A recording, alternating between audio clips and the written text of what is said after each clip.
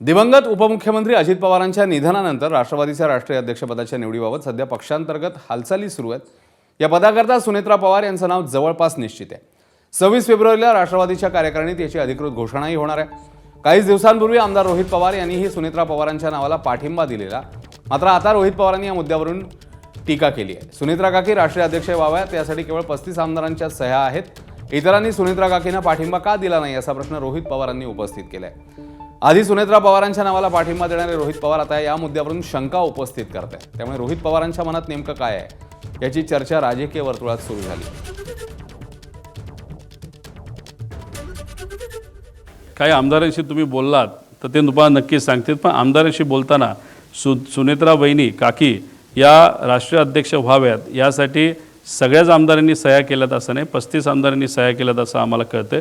ते 35 आमदार कोण, त्यांच्यातले एखाद्याला तरी विचारलं तर ते स्पष्टपणे तुम्हाला काय गोष्टी सांगतील।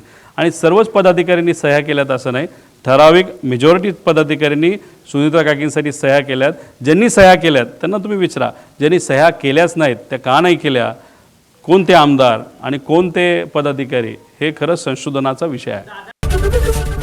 एबीपी माझा, उघडा डोळे बघा नीट।